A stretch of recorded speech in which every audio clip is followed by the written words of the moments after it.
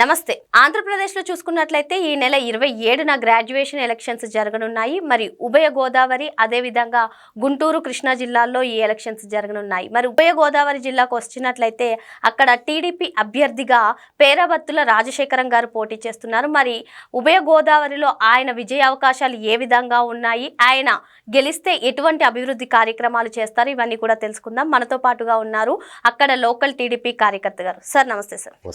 Sir ఒకవేళ రాజశేఖరం గారు గెలిస్తే అక్కడ ఏ విధంగా అభివృద్ధి చేస్తారు, ప్రస్తుతం ఆయన ఏ విధంగా చేస్తున్నారు, ఏంటి సార్?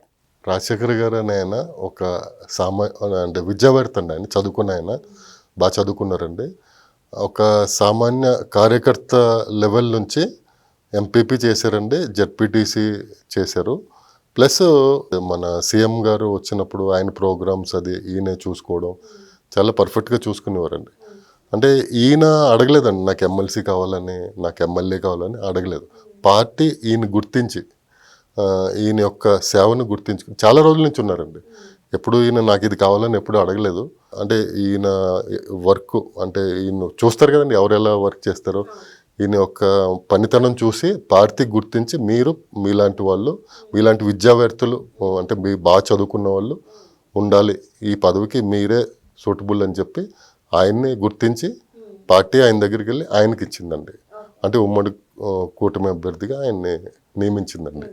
నామినేషన్ వేశారండి. ఆయన గెలుపొందితే ఆయన పరిధిలో ఆయన ఎటువంటి అభివృద్ధి కార్యక్రమాలు చేస్తారు?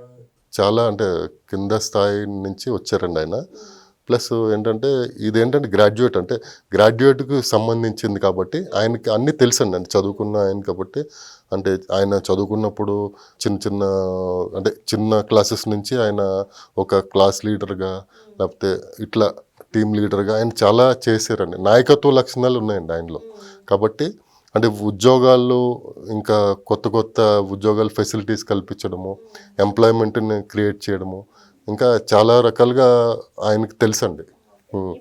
అలాంటి ఆయన ఆ పదవిలో ఉంటే ఇంకా చాలా ఉద్యోగాలు క్రియేట్ చేయడం, ఖాళీలని భర్తీ చేయించడం, గవర్నమెంట్ ఉద్యోగాలు ఇంకా కొత్తగా క్రియేట్ చేయడం, ఇలాంటివన్నీ ఆయనకి అనుభవం ఉందండి. ఆయన చేస్తారని మేము పార్టీ కూడా గుర్తించి ఆయనకి ఇచ్చిందండి. ఓకే, మొత్తానికి ఆయన గ్రామ స్థాయి నుంచి అన్ని స్థాయిల్లో కూడా ఆయన చేసిన సేవలకు కానీ పార్టీ గుర్తించి ఇచ్చింది. మరి ఆయన ఆల్రెడీ జెడ్పీటీసీగా ఎంపీపీగా చేశారు కదండి, ఎటువంటి అభివృద్ధి కార్యక్రమాలు చేశారు? ఇప్పుడు ఆ అభివృద్ధి కార్యక్రమాలను చూసి గ్రాడ్యుయేట్స్ అందరూ కూడా ఓటు వేస్తారా ఏంటి సార్? అవునండి, ఆయన ఎంపీపీగా ఉన్నప్పుడు గ్రామాల్లో చాలా రకాలుగా చేశారండి. జెడ్పీటీసీగా ఉన్నప్పుడు జిల్లాకి చాలా రకాల నిధులు తీసుకొచ్చి అన్నీ చేయడం జరిగింది. ఆయన పర్సనల్గా ఆయన సొంత నిధులు కూడా ఖర్చు పెట్టి లేని వాళ్ళకి ఇల్లు కట్టించడం ఇలా చేశారండి. ఇంకా ఆయనకి పర్సనల్గా ఆయనకి పబ్లిక్ దగ్గర నుంచి ఆయనకు ఉందండి, ఇమేజ్ ఉందండి ఆయనకి. అంటే చాలా స్వచ్ఛంద సంస్థలు, ట్రస్టులు అవి పెట్టి ఈయన చాలా సేవలు చేశారండి. అంటే నాకు ఆయన పెద్దగా తెలియదండి. కాకపోతే ఈయన గురించి ఈయనకి సపోర్ట్ చేయాలని, అంటే నేను హైదరాబాద్లో ఉంటానండి బేసికల్గా. అంటే లాస్ట్ టైము అసెంబ్లీ ఎలక్షన్లో అందరూ కూడా ఎలా వచ్చారంటే ఓటేయాలి, బాబు గారిని గెలిపించాలి, మనకి ఇక్కడ చాలా దారుణంగా ఉంది పరిపాలన, మారితే కానీ మన రాష్ట్రం బాగుపడాలంటే బాబు గారు రావాలని గుర్తించి లాస్ట్ టైము సిటీలో ఉన్న వాళ్ళందరూ కూడా, సిటీలోనే కాదు హైదరాబాద్ అనే కాదండి, బెంగళూరు కానీ వేరే రాష్ట్రాల్లో ఉన్న మన తెలుగు ప్రజలు విదేశాల నుంచి కూడా చాలా కష్టపడి వచ్చారండి. అసలు ఎలా వచ్చారంటే అంచెలంచెలుగా వచ్చారండి. ఇప్పుడు ఈ రద్దీ అండి, అందరూ మ్యాక్సిమము ఓటేయడానికి వచ్చారండి అందరూ. వీళ్ళు రావడం వల్ల బస్సులు దొరకకపోయినా కానీ లారీలు కూడా ఎక్కి అంటే చివరి మినిట్లో కూడా వచ్చి ఓటేశారండి. అంటే దానివల్ల అసెంబ్లీలో మనము బాబు గారిని పెట్టుకుపోయినాం. ఆయన రావడం వల్ల అభివృద్ధి అనేది చూసాం. మనం 8 నెలల్లో ఏం జరిగింది అనేది మనం అందరం చూసాము. ఇంతకుముందు ఎలా ఉండి రోడ్లు, ఇంతకుముందు పెన్షన్లు ఏ టైంకి వచ్చాయి, గవర్నమెంట్ వాళ్ళకి ఇంతకుముందు శాలరీస్ ఎలా వచ్చాయి, ఇప్పుడు ఎలా వస్తున్నాయి. అంటే ఇప్పుడు ఇంతకుముందు రాజకీయ నాయకులు కానీ మినిస్టర్లు కానీ మాట్లాడితే ఎంతసేపు ప్రతిపక్షాలని దుమ్మెత్తిపోయడమే తప్ప సబ్జెక్ట్ మాట్లాడేవారు కాదండి. కంపేర్ చేస్తే తెలుస్తుందండి మనకి. ఇంకోటి ఏంటంటే ఇలాగే ఇప్పుడు ఓన్లీ అసెంబ్లీలోనే కాకుండా ఇది ఇప్పుడు ఏంటంటే మన ఎమ్మెల్సీ ఎలక్షన్ అనేది ఇది పెద్దల సభ అండి. ఒక బిల్ పాస్ చేయాలంటే అసెంబ్లీలోనే కాకుండా ఈ పెద్దల సభలో కూడా ఈ బిల్లులకి ఆమోదం పొందాలి.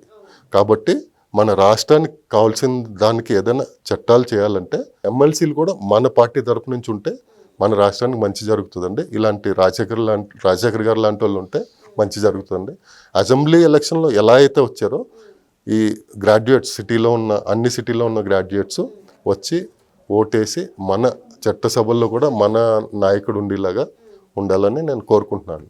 అది సార్, ఇప్పుడు మీరు చెప్పినట్టుగానే 2024 అసెంబ్లీ ఎన్నికలు ఏవైతే జరిగాయో అప్పుడు చంద్రబాబు నాయుడు గారిని కానివ్వండి, కూటమి ప్రభుత్వాన్ని కానివ్వండి గెలిపించడం కోసం దేశ నలుమూలల నుంచే కాకుండా విదేశాల నుంచి కూడా వచ్చారు. మరి ఇప్పుడు ఉభయ గోదావరిలో జరగబోయే ఈ ఎమ్మెల్సీ ఎలక్షన్స్కి దేశ నలుమూలల నుంచి వస్తారండి, డెఫినెట్గా వస్తారు. ఎందుకంటే విసిగిపోయి ఉన్నారండి. పోయిన 5 yearsలో అన్నీ చూశారండి. అంటే ఎంతసేపు వీళ్ళు ప్రతిపక్షాలను ఇచ్చేయడం తప్ప, ప్రతిపక్షాల మీద కక్ష తీర్చుకోవడాలు, వాళ్ళని అరెస్ట్ చేయడాలు తప్ప అభివృద్ధి లేదండి. అసలు ఏం చేశారు చెప్పండి? వీళ్ళు వచ్చిన తర్వాత చూశారండి.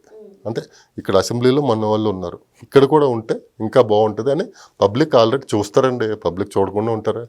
చూశారు కాబట్టి చాసీలు అంపకాయ కొట్టారండి మొన్న. అదే రిపీట్ అవుద్దండి ఇప్పుడు కూడా. ఇప్పుడు రాజశేఖరం గారు వస్తే అభివృద్ధి కార్యక్రమాలు జరుగుతాయి అంటున్నారు కదా సార్. మరి ఆయన కోసం ఓట్లు వేయడం కోసం వివిధ రాష్ట్రాల్లో ఉన్నటువంటి వారికి ఏదైనా సలహా ఇవ్వాలంటే ఏమి చెప్తారు?